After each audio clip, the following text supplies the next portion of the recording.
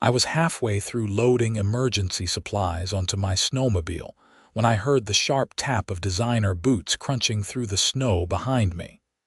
Even before I turned around, I knew exactly who it would be.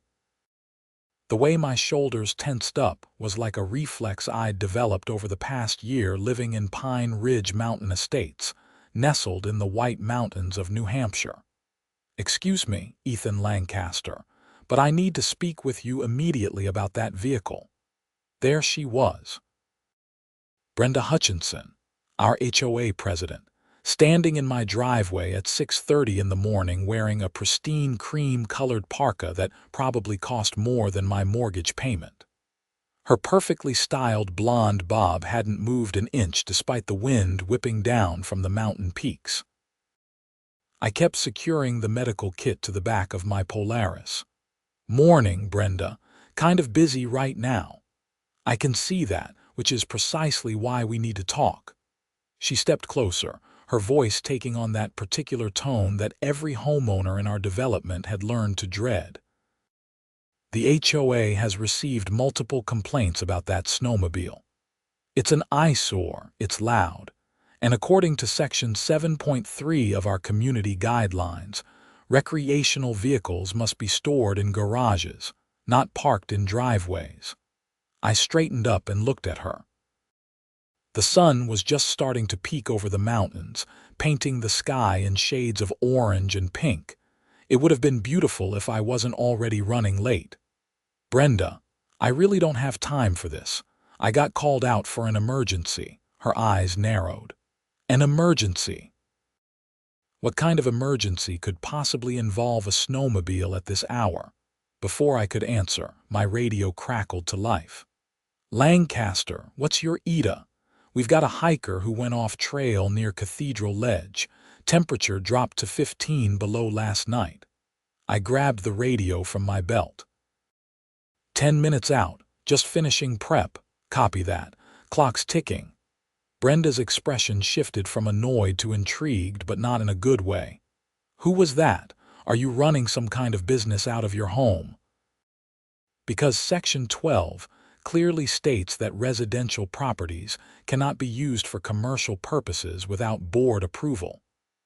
I took a deep breath, reminding myself that getting into an argument right now could cost someone their life. "I'm a volunteer with White Mountain Search and Rescue. That snowmobile has all the equipment I need to reach people in winter emergencies. Now, if you'll excuse me, I really need to go." I started toward the garage to grab my helmet, but Brenda stepped directly into my path. "A volunteer position doesn't override HOA regulations," she said firmly.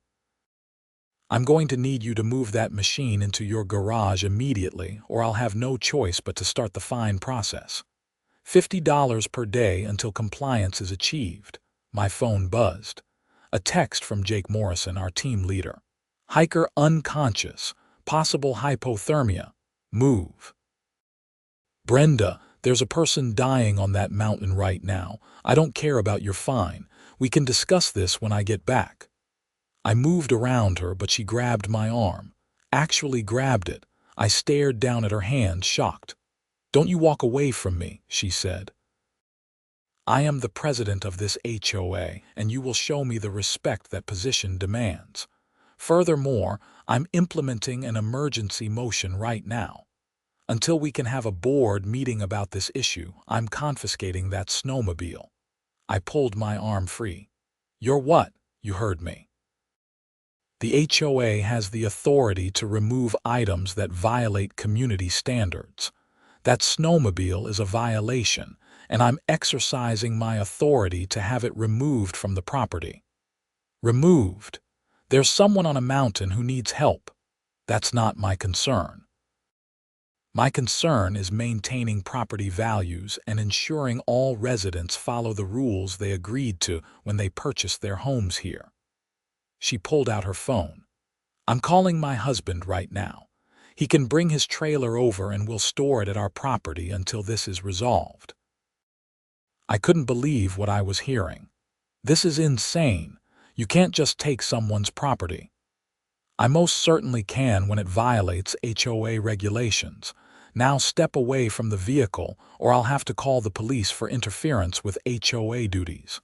My radio crackled again. Lancaster, we're looking at a possible fatality situation if we don't move now. Henderson is heading up on foot, but the terrain is too rough. We need that snowmobile.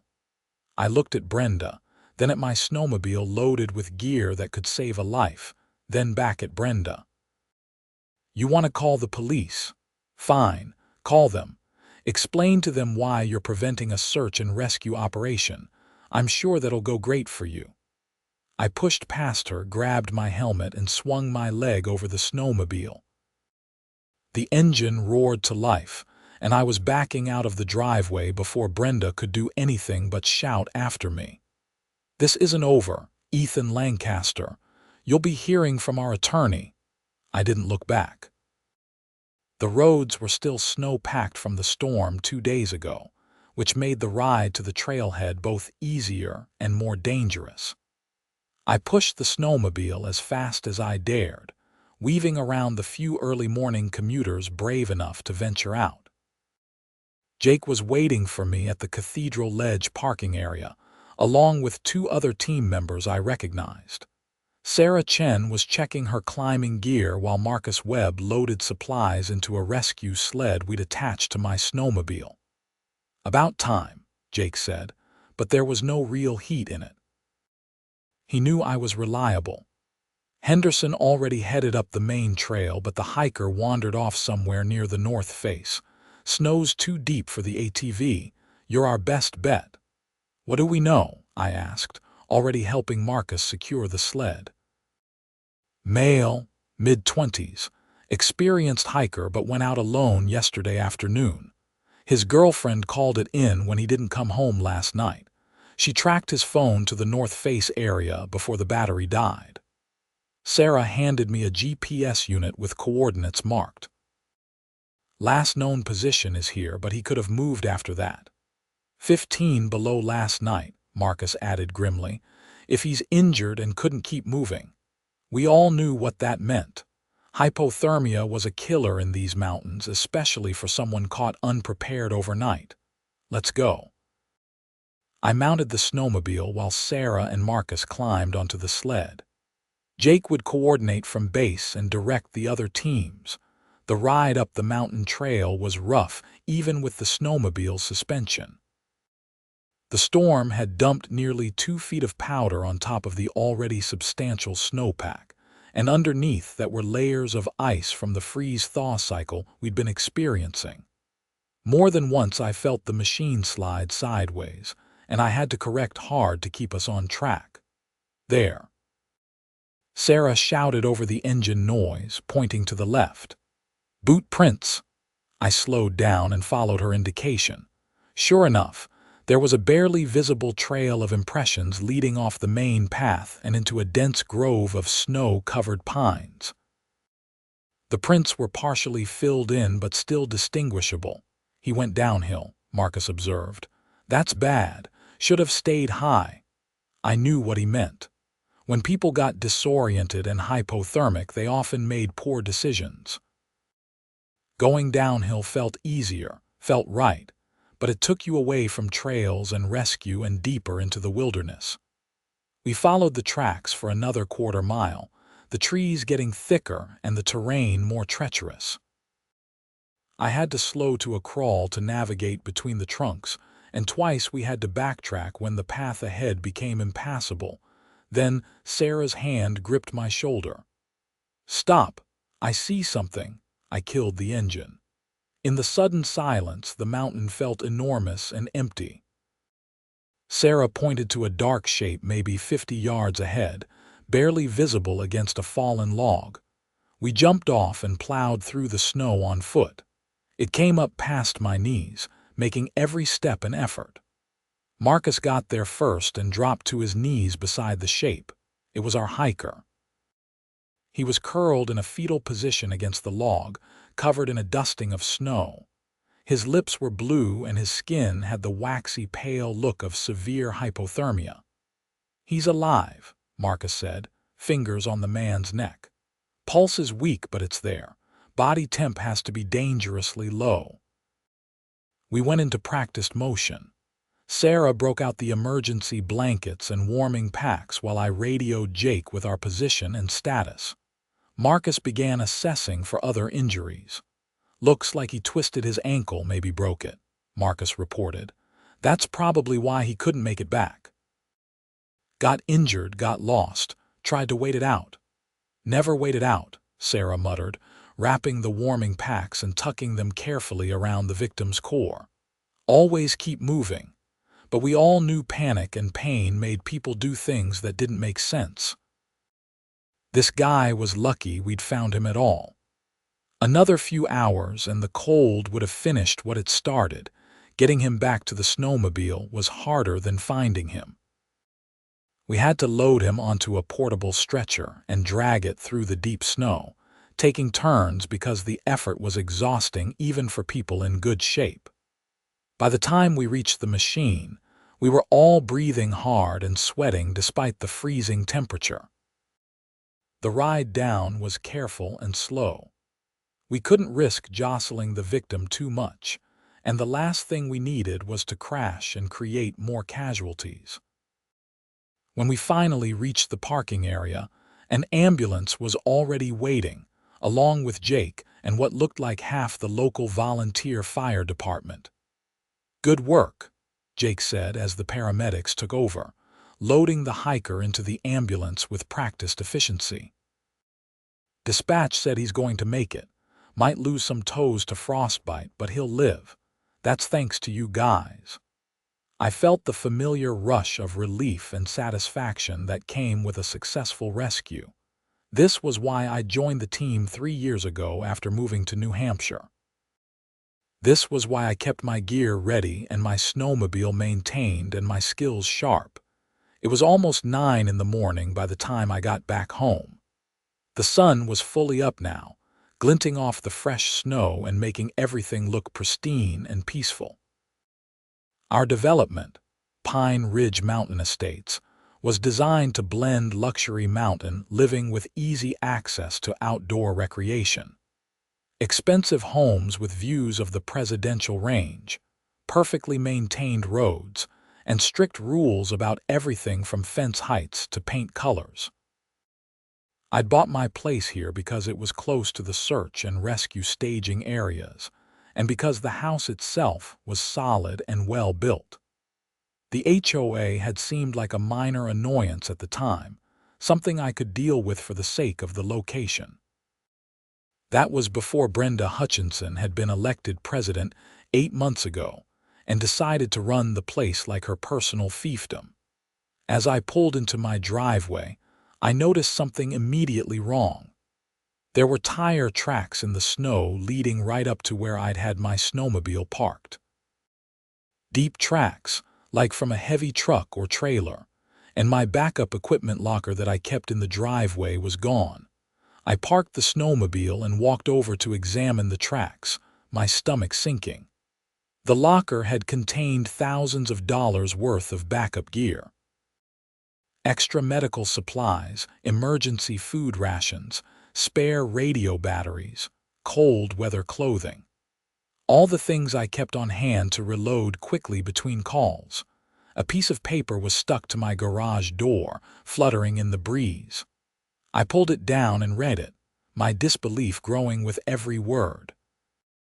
Notice of HOA violation and property confiscation. Dear Mr. Lancaster, as per our discussion this morning, your snowmobile was found to be in violation of Pine Ridge Mountain Estates HOA Guidelines Section 7.3. In accordance with my authority as HOA President, the following items have been removed from your property and placed into HOA custody, pending resolution of violations. 1 storage locker, 1 gasoline container, 1 set of snow chains. These items will be returned upon payment of fines and written guarantee of future compliance. Current fine assessment, $50 per day, retroactive to 30 days ago, total $1,500. Payment must be received within 15 days or items will be sold to recover costs. Brenda Hutchinson, HOA president. I read it 3 times, hoping the words would somehow change. They didn't. She'd actually done it. While I was on a mountain saving someone's life, Brenda had come onto my property and taken my gear. Gear that wasn't even hers to take. Gear that belonged to White Mountain Search and Rescue, funded by County Emergency Services. I pulled out my phone and called Jake. "Hey, what's up?" he answered. "You get home okay?" "Jake, we have a problem. You know that backup equipment locker I keep at my house? The one the county bought for the team." "Yeah, what about it?" "My HOA president just confiscated it." There was a long pause. "She what?" I explained the whole situation, from Brenda confronting me that morning to finding the notice on my door. Jake listened without interrupting, but I could practically hear his blood pressure rising through the phone. "Let me get this straight," he said when I finished. "Your HOA president stole county property during an active rescue operation. That's about the size of it." "Okay. Don't do anything yet. I'm going to call the county attorney's office. This is beyond just an HOA dispute now. She took government property used for emergency services. That's a whole different ball game." After we hung up, I went inside and took a hot shower, trying to warm up and calm down. But the anger just kept building. The entitlement Brenda had displayed, the complete disregard for human life in favor of her petty rules, and now actual theft of emergency equipment. It was beyond comprehension. I just finished getting dressed when my doorbell rang.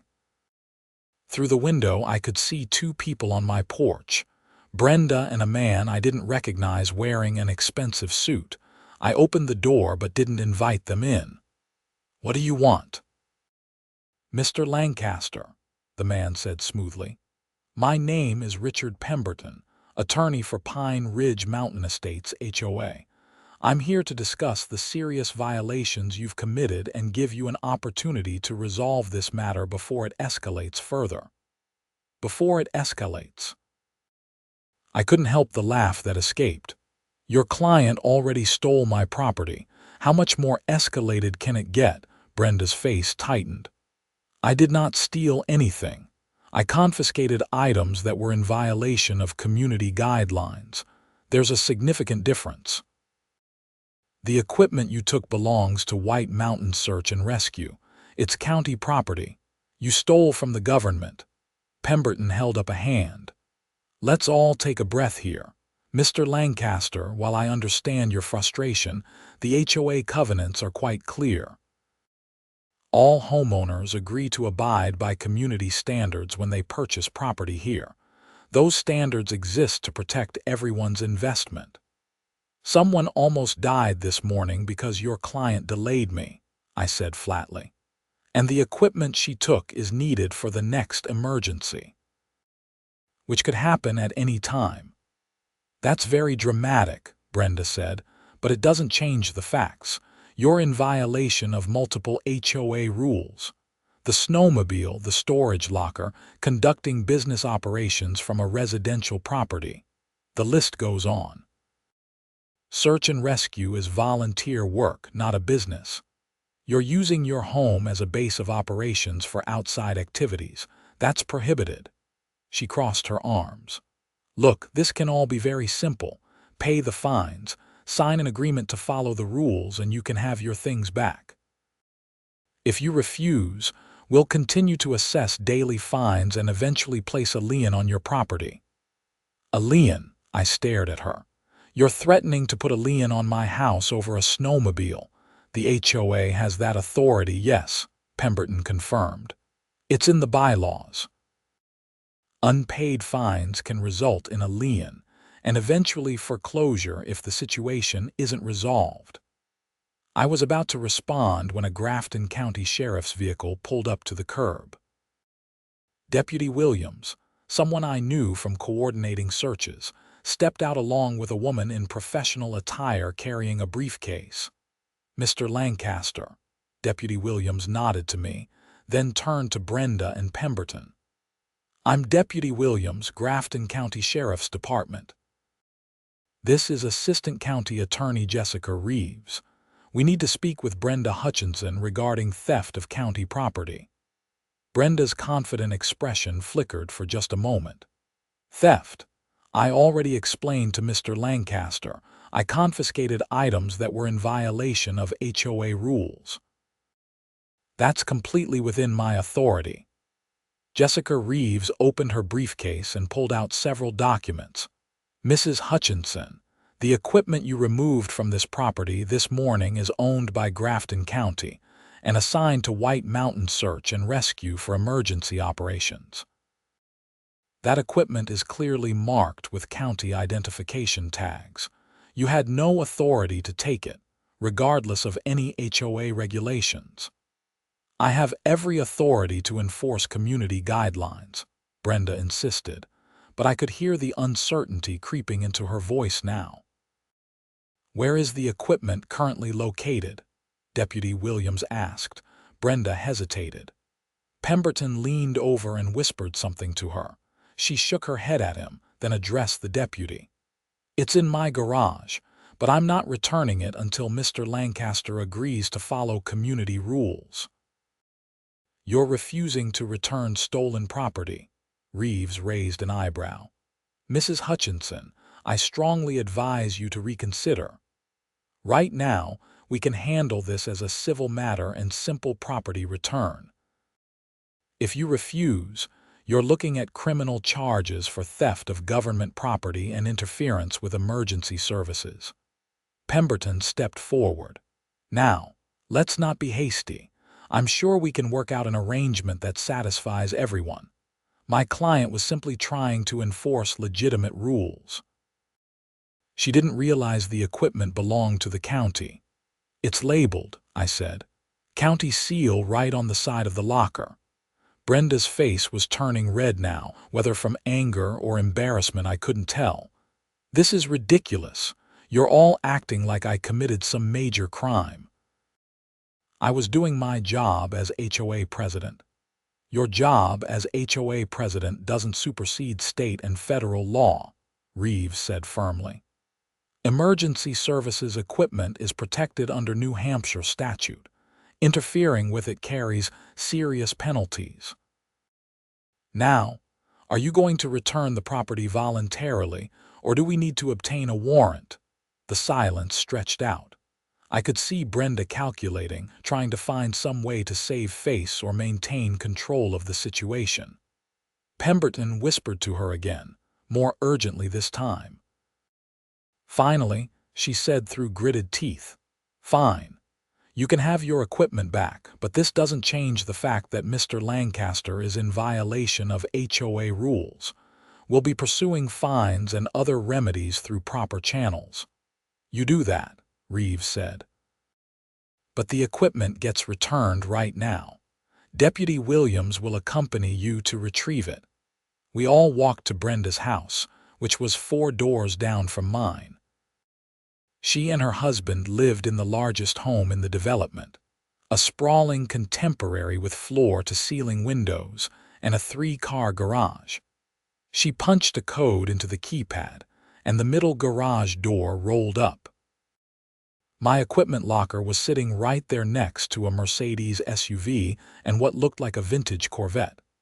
Brenda's husband, a thin man with gray hair and an expensive watch, appeared from inside the house. "What's going on?" he asked, looking confused. "We're returning property that was improperly confiscated," Deputy Williams said. He examined the locker, confirmed the county tags were intact, and nodded to me. "You want to check that everything's still there?" I opened the locker. At first glance it looked complete, but as I started inventorying items, I realized several things were missing. The trauma kit is gone. So are the emergency flares and the backup radio batteries. "I'm sure they're still here somewhere," Pemberton said quickly. "Check the house," Reeves told Brenda. "Excuse me, you want to search my home?" I want you to find the missing items that you took from county property. If you'd prefer, we can get a warrant and conduct an official search." Brenda looked like she wanted to argue more, but her husband put a hand on her arm. "Honey, just get the stuff. This has gone far enough." She stormed into the house and returned a few minutes later with a canvas bag containing the missing items. I separated them because they looked important. I was going to keep them in our safe so nothing happened to them. "How thoughtful," I said dryly, checking the contents. Everything seemed to be there. Deputy Williams helped me load the locker into my truck. "I'll file a report on this, but since the property was returned, I'm not sure the county attorney will want to pursue charges, though interfering with your rescue operation this morning is a separate issue." "What do you mean?" Brenda asked sharply. "You physically delayed Mr. Lancaster from responding to an emergency call," Reeves explained. "You grabbed his arm to prevent him from leaving. That's interference with emergency services, which is a misdemeanor in New Hampshire." "I barely touched him." "I have a witness statement from Mr. Lancaster that you grabbed him and tried to confiscate his snowmobile while he was actively responding to a rescue call. A call that was a matter of life and death. That's not nothing, Mrs. Hutchinson." Pemberton was looking increasingly uncomfortable. "My client was unaware that Mr. Lancaster was on an active emergency call at the time. I told her," I said, "multiple times. She didn't care." We spent another 20 minutes going back and forth before Deputy Williams and Reeves finally left, taking statements from everyone. Brenda and Pemberton retreated into her house, and I took my recovered equipment home. I thought that would be the end of it. I should have known better. 3 days later, I received a certified letter from the Pine Ridge Mountain Estates HOA. Inside was a formal notice of violation hearing, scheduled for the following Monday evening at 7 p.m. in the community center. The letter outlined all my alleged violations, from the snowmobile to running a business from my home to creating a nuisance with early morning noise. The fine total had now grown to $3,000. I called Jake to let him know what was happening. "This is getting out of hand. That woman has some kind of vendetta now." "The county attorney's office is still reviewing everything," Jake said. "But in the meantime, you need to protect yourself. Have you thought about getting a lawyer for an HOA dispute, for everything that's happening? This isn't just about your snowmobile anymore. She's trying to force you out of your home, and she's interfering with search and rescue operations. We need you, Ethan. You're one of our best winter rescue specialists.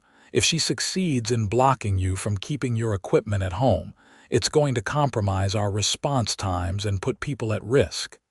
He had a point. I reached out to a real estate attorney in Conway that someone on the search and rescue team recommended. Her name was Patricia Mills, and she'd apparently dealt with aggressive HOAs before. We met at her office on Friday afternoon. Patricia was in her 50s, with sharp eyes and a no-nonsense demeanor that I immediately appreciated. "I've reviewed the documents you sent me," she said, spreading papers across her desk. "And I've also read through your HOA's bylaws and covenants. The good news is, they've overstepped their authority in several significant ways. The bad news is, fighting this is going to take time and money. What kind of money are we talking about? Depends on how far they are willing to take it. If they're reasonable and back down once we push back legally, could be a few thousand in legal fees. If they dig in and force us to go to court, could be 20 or 30,000. Maybe more." I felt sick. "I don't have that kind of money just lying around." "I understand. But here's what you need to know. First, emergency services personnel have specific protections under New Hampshire law. There are statutes that prevent HOAs and landlords from restricting equipment and vehicles necessary for emergency response. What your HOA president did absolutely violated those statutes. So we can get the charges dropped, the fines. Probably, yes, but it won't stop them from trying other approaches. I've seen HOAs like this before. Once they fixate on a homeowner, they find endless ways to make life difficult. Noise complaints, architectural violations, parking issues, death by 1,000 cuts. So what do I do? Patricia leaned back in her chair. We fight. We go to their hearing on Monday and we make it clear that you're not going to be bullied. I'll send them a letter beforehand outlining the legal issues and warning them about the consequences of continued harassment. Sometimes that's enough to make them back off. And if it's not, then we file a lawsuit for harassment and violation of your civil rights as an emergency services volunteer. We'll also request attorneys' fees and damages, make it expensive and painful for them. I authorized her to send the letter and agreed to pay her retainer. It hurt writing that check, but I didn't see any other choice. Brenda had made it clear she wasn't going to let this go. The hearing on Monday night was held in the Pine Ridge Mountain Estates Community Center, a nice building with a stone fireplace and large windows overlooking the mountains. Under other circumstances, it would have been pleasant. About 30 homeowners showed up, which was apparently a large turnout for HOA meetings. Word had spread about the conflict, and people were curious. I recognized some of my neighbors, though I didn't know most of them well. I'd been too busy with work and search and rescue to socialize much in the development. Patricia sat next to me at a table facing the HOA board. Brenda was at the center of the board table, flanked by 4 other board members. I recognized 2 of them. Tom Ashford, a retired accountant who lived at the end of my street, and Michelle Romano, who worked as a real estate agent in North Conway. Brenda called the meeting to order with a sharp rap of her gavel. We're here tonight to address serious violations of community guidelines by resident Ethan Lancaster. Mr. Lancaster has repeatedly violated Section 7.3 regarding vehicle storage, Section 12 regarding business operations from residential properties, and Section 9 regarding noise disturbances. The board has attempted to work with Mr. Lancaster to resolve these issues, but he has been uncooperative and hostile. Patricia stood up. If I may, Madam President, I'm Patricia Mills, attorney for Mr. Lancaster.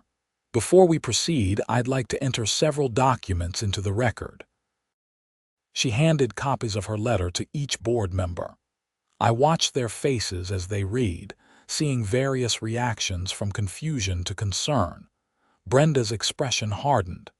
This is highly irregular, Brenda said, bringing an attorney to an HOA hearing. My client has the right to legal representation, especially when facing thousands of dollars in fines and threats of liens against his property, Patricia said smoothly. Now, as outlined in my letter, Mr. Lancaster is a volunteer with White Mountain Search and Rescue. Under New Hampshire Revised Statutes Annotated Section 55B, HOAs are prohibited from restricting emergency services volunteers from keeping necessary equipment and vehicles at their primary residence. That statute doesn't apply here, Pemberton said. He was sitting in the front row, clearly present as the HOA's attorney. It only applies to first responders, not volunteer search and rescue. Actually, if you read the statute, it specifically includes search and rescue volunteers organized under County Emergency Management Services, which White Mountain Search and Rescue is. Patricia pulled out another document. I have a letter here from the Grafton County Emergency Management Director confirming Mr. Lancaster's status and the necessity of his equipment. One of the other board members, Tom Ashford, raised his hand. Can I say something? I didn't realize Ethan was doing search and rescue work. That's actually pretty important. It doesn't matter what he's doing, Brenda snapped. Rules are rules. If we make exceptions for one person, where does it end? We're not talking about an exception, Patricia said.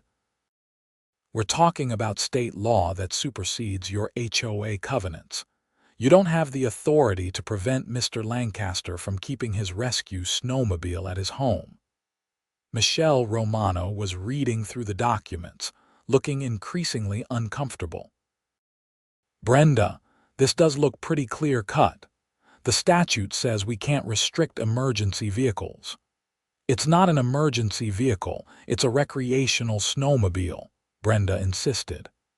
Actually, it's registered with the county as an emergency response vehicle, I said, speaking up for the first time. I have the registration right here. It's titled to Grafton County and assigned to me as part of the search and rescue team. I pulled out the registration and handed it to Tom, who examined it and passed it to Michelle. They both looked troubled now. I had no idea, Tom said. Brenda, you told us this was about a guy keeping a toy snowmobile in his driveway. I told you he was violating community guidelines, Brenda shot back, which he is. Under state law, he's not, Patricia said firmly. And furthermore, your confiscation of county equipment and physical interference with an emergency response operation opened you and this HOA to significant legal liability. My client would be well within his rights to file suit for harassment, violation of civil rights, and emotional distress. The room had gone very quiet. Other homeowners were murmuring to each other, and I heard someone say, "She took county property." Pemberton stood up. Perhaps we should table this discussion and reconvene after the board has had time to review the legal issues more carefully. That sounds reasonable, Tom said quickly. Michelle nodded in agreement, but Brenda was shaking her head. No, we're going to vote on this tonight. Mr. Lancaster has been a problem resident since he moved in here. This isn't just about the snowmobile. It's about attitude and respect for the community. Brenda, I really think we should wait, Michelle said. If there are state laws that protect him, we need to understand that before we vote on anything. I'm calling for a vote, Brenda said, her voice rising. All in favor of upholding the violations and fines against Mr. Lancaster, she raised her hand. No one else did. All opposed. Tom and Michelle raised their hands. The other two board members, who hadn't said anything the entire meeting, looked at each other nervously and then also raised their hands. Brenda stared at her board in disbelief. You're voting against me. We're voting against potential legal liability for the HOA, Tom said gently. Brenda, I get that you want to enforce the rules, but this seems like a situation where we don't actually have the authority to do what you want. This is absurd, Brenda said. Fine, the violations are dismissed. But don't come crying to me when property values drop because people are parking whatever they want in their driveways. She gathered her papers and stood up. I need a break. We'll continue with the rest of the agenda in 15 minutes. She walked out of the room, leaving an awkward silence behind. Pemberton followed her, probably to explain just how badly she'd mishandled the situation. Patricia leaned over to me. That went better than expected. The board seems reasonable, even if your president isn't. Do you think she'll drop it now, honestly? No, people like her don't like to lose. She'll find another angle. Patricia was right, of course. Over the next 2 weeks, I received 3 more HOA violation notices. One claimed my lawn decorations were in violation of standards, even though all I had was a small welcome mat. Another said my exterior paint color was incorrect, despite the fact that I hadn't painted anything and the house was the same color as when I bought it. The third claimed I was parking my truck in a way that blocked sight lines at the corner, which wasn't even close to true. Each violation came with a fine and a demand for compliance. I forwarded them all to Patricia, who sent increasingly stern letters back to the HOA. Then things took a darker turn. I came home from a late-night rescue operation to find my snowmobile's fuel line had been cut. Not damaged or broken, but cleanly cut with a knife or shears. Fuel had leaked all over my driveway, creating both a mess and a serious fire hazard. I called the police. Officer Martinez from the local department came out and took a report, but without witnesses or security cameras, there wasn't much he could do. Could be vandalism, he said. Could be kids. You have any reason to think someone specifically targeted you? I told him about the HOA situation. He made notes but looked skeptical that it would rise to that level. I'll increase patrols in the neighborhood, he said. And I'd suggest getting some cameras installed. If it happens again, at least you'll have evidence. I spent the next day installing a security camera system, mounting cameras to cover my driveway, front door, and the side of the house where I kept the snowmobile. The system uploaded to the cloud automatically, so even if someone destroyed the cameras, the footage would be saved. 3 days later, the cameras caught someone tampering with my mailbox at 2 in the morning. The footage was dark and grainy, but I could make out a figure in dark clothing pulling my mailbox off its post and throwing it into the street. I gave the footage to Officer Martinez. He studied it but shook his head. Can't tell who it is from this. Could be anyone. But 2 nights after that, the cameras caught someone again. This time there was just enough light from the street lamp to make out features. It was Brenda's husband, Mark Hutchinson. He was trying to pry open my equipment locker with a crowbar. I called 911 immediately, and Officer Martinez arrived within 10 minutes. Mark was long gone by then, but I had clear footage of him attempting to break into my property. That's definitely enough for charges, Martinez said, watching the video on my phone.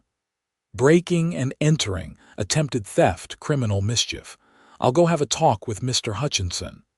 An hour later, Martinez called me back. Mark Hutchinson admitted to the mailbox incident, but denies trying to break into your locker. Says that's not him in the video. You saw the footage. It's clearly him. I know. But he's claiming it's too dark to make a positive ID, and his attorney is already involved. We'll file charges and let the DA sort it out. What about Brenda? She has to be behind this. Unless you have evidence she directly ordered or participated in these acts, I can't charge her with anything. But this definitely strengthens any harassment case you might have. I called Patricia and sent her all the footage. Her response was immediate and forceful. This is perfect. Well, not perfect for you, obviously, but this is exactly what we need to demonstrate a pattern of harassment. I'm going to file for a restraining order against both Mark and Brenda Hutchinson, and I'm going to send a letter to the entire HOA board demanding Brenda's resignation as president. Can you do that? I can demand it. Whether they comply is up to them. But if they're smart, they'll realize Brenda is creating massive liability for the entire HOA. Every homeowner in your development could be on the hook for damages if we sue.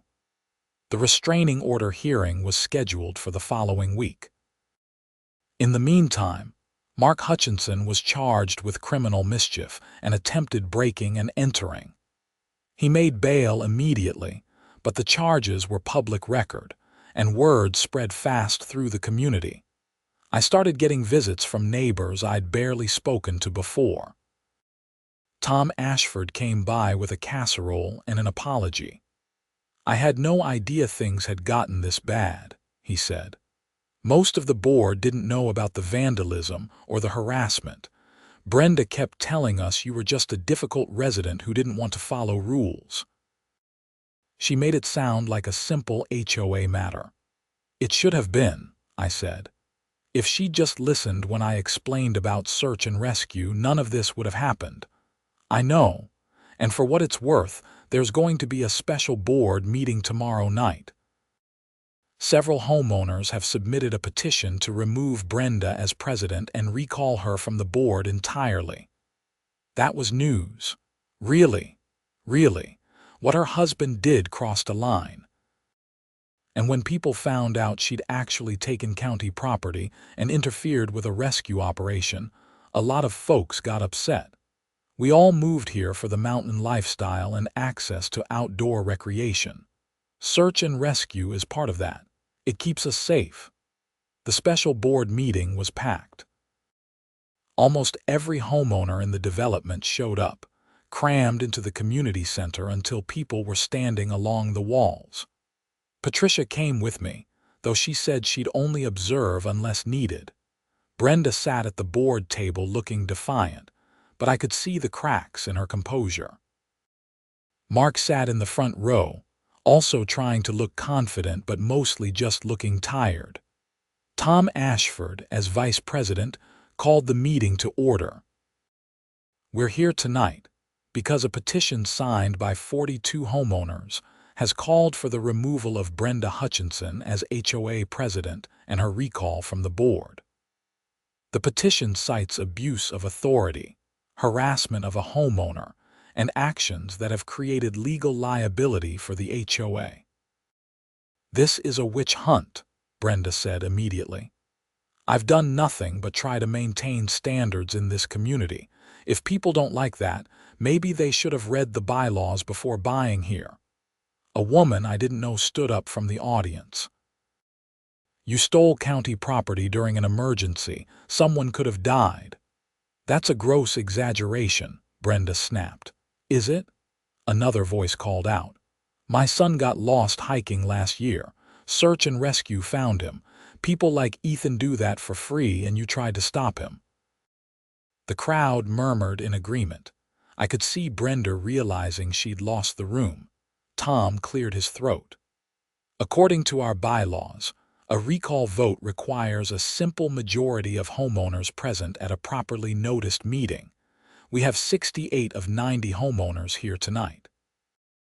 The question before us is, should Brenda Hutchinson be removed as president and recalled from the board? All in favor. A forest of hands went up. I didn't count, but it was clearly far more than a simple majority. All opposed, maybe 6 hands including Mark's. The motion carries, Tom said quietly. Brenda, I'm sorry, but you're removed from the board effective immediately. Brenda stood up so fast her chair tipped over. This is illegal. You can't do this. It's in the bylaws you wrote, Michelle Romano said. Section 4.8. Removal for cause by homeowner petition and vote. You'll regret this, Brenda said, her voice shaking with fury. All of you. This community is going to fall apart without proper leadership. She grabbed her bag and stormed out, Mark following behind her. The room was silent for a moment, then someone started clapping. Others joined in, and soon the whole room was applauding. Tom looked overwhelmed. Okay. Well, I guess I'm acting president now. First order of business, I'd like to formally apologize to Ethan Lancaster on behalf of the HOA. We're going to rescind all fines and violations against him, and we'll be reviewing our policies to ensure we're in compliance with state laws regarding emergency services. More applause. I felt a weight lift off my shoulders that I hadn't fully realized was there. But the legal issues weren't done yet. Mark's criminal case went to trial 2 months later. Patricia came with me to watch, though I wasn't needed as a witness. The video evidence was clear enough. The prosecutor, a young woman named Sarah Daniels, laid out the case methodically. The video showing Mark vandalizing my mailbox. The video showing him attempting to break into the equipment locker. Officer Martinez's testimony about Mark's partial admission. Mark's attorney tried to argue that you couldn't positively identify his client from the grainy footage, but the prosecutor brought in a digital forensics expert who enhanced the images and compared them to photos of Mark. The match was conclusive. The jury deliberated for less than 3 hours. Guilty on all counts. The judge sentenced Mark to 6 months, suspended, with 2 years probation. He also had to pay restitution for the damage to my mailbox and equipment locker, plus court costs. And most significantly, the judge issued a restraining order requiring both Mark and Brenda to stay at least 500 feet away from me and my property. "Mr. Hutchinson," the judge said sternly, "your actions were petty, vindictive, and potentially dangerous. Emergency services equipment exists to save lives. Tampering with it is unconscionable. You're lucky no one was hurt as a result of your actions. If you violate the terms of your probation in any way, you'll serve the full 6 months in county jail. Do I make myself clear?" "Yes, Your Honor," Mark said quietly. Outside the courthouse, Patricia pulled me aside. "That went as well as we could have hoped. Now we move forward with the civil case against both of them." "Is that really necessary?" I asked. "They've been removed from the HOA, Mark's been convicted, and I have a restraining order. Maybe it's time to just let it go." Patricia considered that. "It's your call. But you've incurred significant expenses defending yourself. Legal fees, repairs, the security system. They should be responsible for that." She was right, of course. I'd spent over $15,000 on legal fees alone. The security system was another $2,000, and there were still ongoing costs. We filed a civil lawsuit seeking damages for harassment, emotional distress, and interference with my work as a search and rescue volunteer. The case alleged that Brenda's actions as HOA president had been motivated by personal animosity rather than legitimate enforcement of rules, and that she'd created an environment that led directly to Mark's criminal acts. The Hutchinsons hired a high-priced attorney from Boston to defend them, but the evidence was overwhelming. My attorney fees and correspondence with the HOA, the video footage of vandalism, Officer Martinez's reports, testimony from other homeowners about Brenda's increasingly erratic behavior. The case never made it to trial. 3 weeks before the scheduled court date, the Hutchinsons' attorney approached Patricia with a settlement offer. They'd pay $30,000 to cover my legal fees, expenses, and damages, plus agree to sell their home and move out of Pine Ridge Mountain Estates within 6 months. "They're probably worried about what will come out at trial," Patricia said. "The harassment was pretty egregious. A jury might award significantly more in punitive damages." I thought about pushing for more, but honestly I was exhausted. The whole situation had consumed nearly a year of my life. I just wanted it over. "I'll take the settlement," I said. The paperwork was finalized 2 weeks later. The Hutchinsons wrote a check for $30,000, and I signed a release agreeing not to pursue any further legal action. They listed their house for sale immediately, and it sold within a month to a young couple with 2 kids. I met the new neighbors when they moved in. Dan and Rebecca Lopez seemed nice, and more importantly, they seemed normal. Dan worked remotely as a software engineer, and Rebecca was a nurse at the hospital in Conway. They'd bought the house for the mountain views and access to hiking. "We heard there was some drama with the previous owners," Rebecca said carefully when we talked in their driveway. "That's one way to put it," I said. "But it's all resolved now. Welcome to the neighborhood." Life slowly returned to normal. Tom Ashford proved to be a much more reasonable HOA president, focusing on actual community maintenance rather than rules enforcement. The board updated several policies to explicitly accommodate emergency services volunteers, and they even voted to allocate HOA funds toward maintaining the community's access roads in winter, which helped search and rescue operations. I continued my work with White Mountain Search and Rescue, responding to calls without anyone harassing me about my equipment or snowmobile. Over the next year, our team handled 43 rescue operations, from lost hikers to injured climbers to snowmobile accidents. We saved lives, and I got to be part of that. One sunny Saturday morning in October, about 14 months after the settlement, I was in my driveway doing maintenance on the snowmobile when Tom walked over. "Hey, Ethan, got a minute?" "Sure, what's up?" He looked a little uncomfortable. "So the board was talking, and we wanted to run something by you. You know how you installed those security cameras after all the trouble with the Hutchinsons?" My guard went up slightly. "Yeah. Well, several other homeowners have asked about getting similar systems. And we thought maybe it would make sense for the HOA to have some kind of community security program. Nothing intrusive, just cameras at the entrances and common areas, that kind of thing. Would help with the occasional package theft too." "Okay, sounds reasonable. But what does that have to do with me? We were wondering if you'd be willing to serve on a safety committee to help design and implement it. You've got experience with the equipment now, and you understand security from your rescue work. Plus, I think people trust you.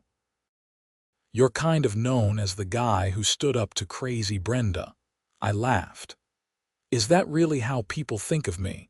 "In the best possible way," Tom assured me. "You didn't back down when you were in the right, even when it got hard. That matters to people."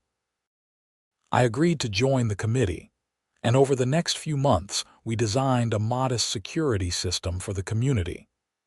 Nothing fancy, just cameras at the 2 entrances to the development and some motion-activated lights in the common areas.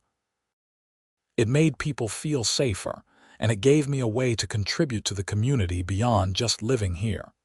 The Hutchinsons faded from memory, though I occasionally wondered what happened to them. I heard through the grapevine that they'd moved to southern New Hampshire, near Portsmouth. Hopefully, they'd learned something from the experience, though I doubted it. People like Brenda rarely seemed to gain self-awareness. What mattered was that my life had returned to what it should have been all along. I had my home, my work with search and rescue, and a community that actually felt like a community. The HOA handled legitimate maintenance issues, organized the occasional social event, and otherwise stayed out of people's lives. It was what an HOA should be, really. A way to maintain common areas and handle shared responsibilities, not a vehicle for petty tyrants to exercise power over their neighbors. On a cold January morning 2 years after the original incident, I got called out for a rescue that turned out to be a false alarm. A hiker had activated a personal locator beacon, but by the time we got to his position, he'd found his way back to the trail on his own. Still, we had to respond, and I'd been out since 5 a.m. checking the search area. I got home around noon, tired but satisfied. As I was putting away my gear, my new neighbor Rebecca walked over with a thermos. "Saw you leaving early this morning," she said. "Figured you might want some coffee."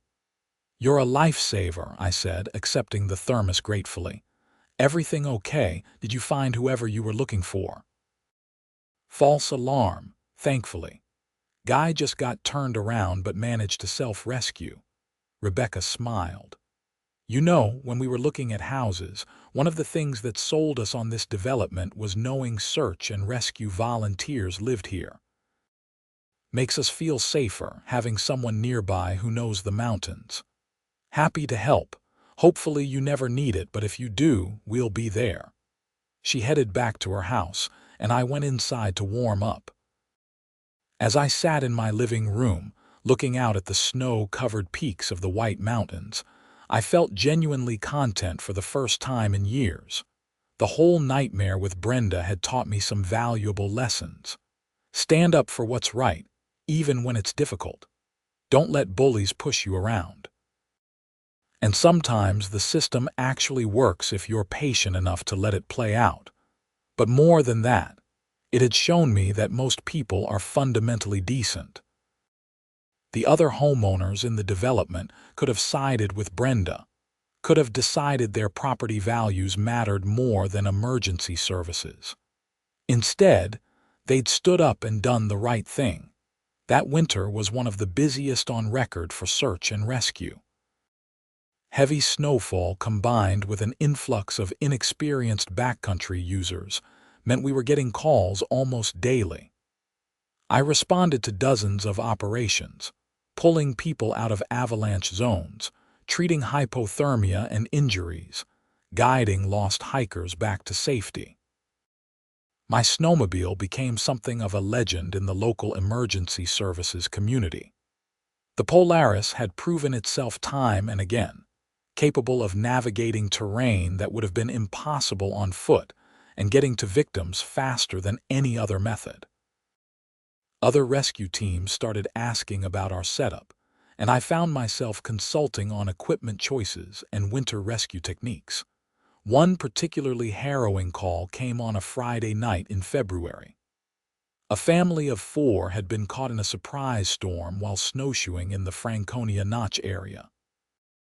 By the time we got the call, they'd been out in wind chills of -30 for nearly 5 hours.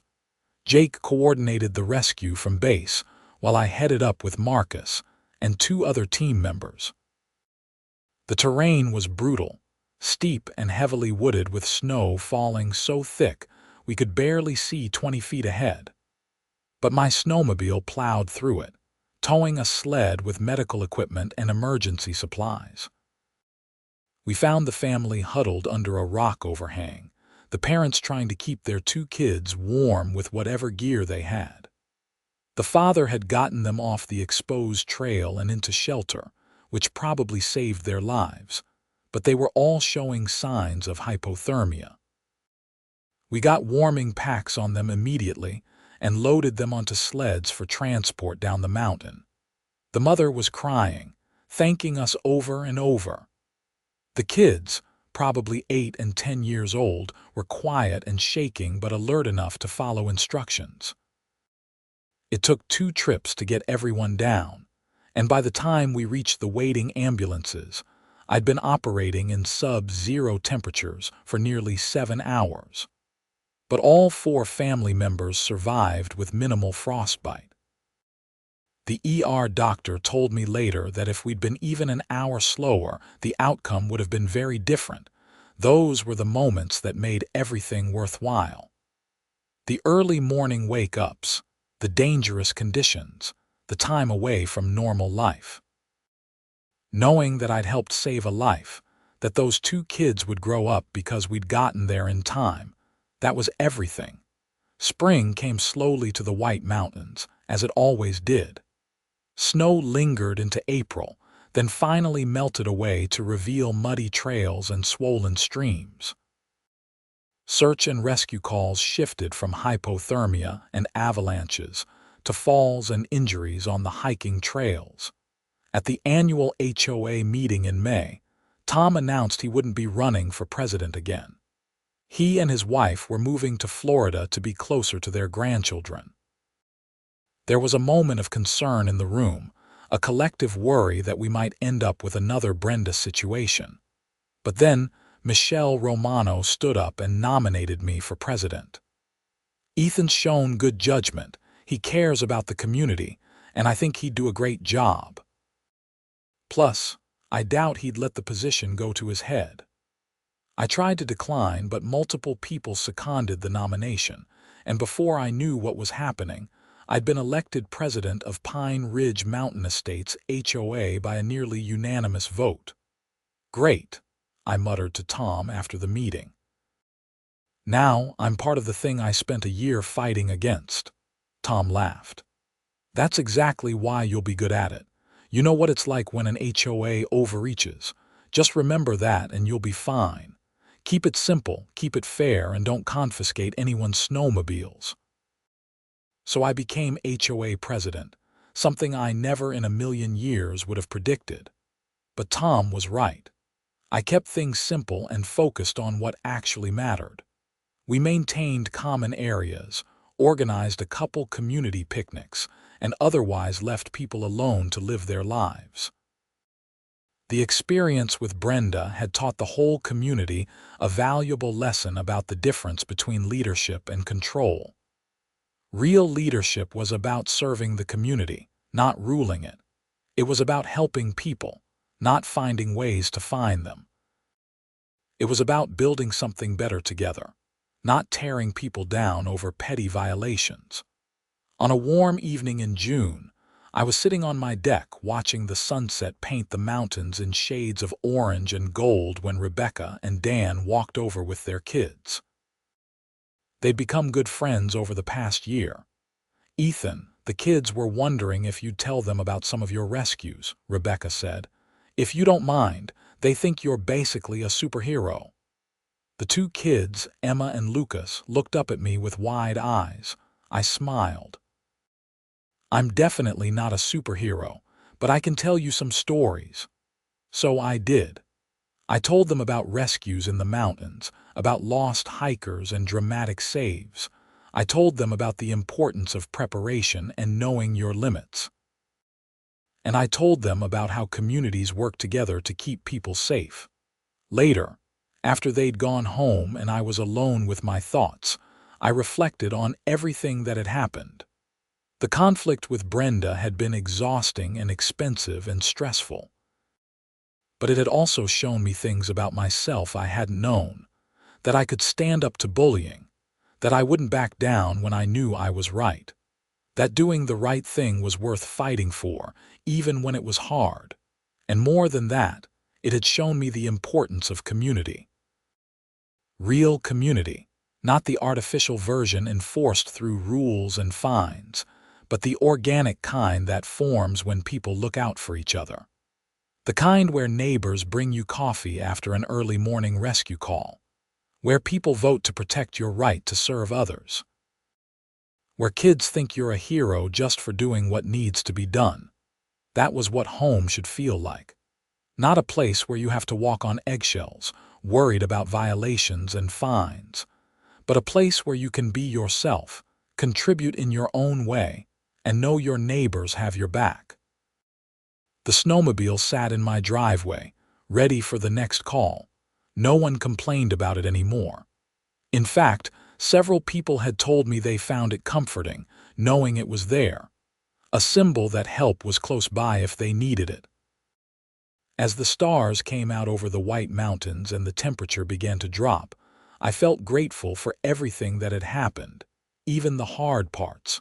Sometimes you have to go through conflict to find peace. Sometimes you have to fight to earn the right to live your life on your own terms. And sometimes, a HOA Karen demanding your snowmobile during an emergency turns out to be the best thing that could have happened, because it forces everyone to confront what really matters. Not property values or paint colors or perfectly maintained driveways, but people, lives, community. The things that make a place worth living in. I went inside, checked my rescue gear one more time, and went to bed. Tomorrow there might be another call, another emergency, another chance to make a difference. And when it came, I'd be ready, snowmobile and all, just as I always had been. Because that's what we do in the mountains. We look out for each other. We answer the call. And we never, ever let petty tyrants stop us from doing what's right.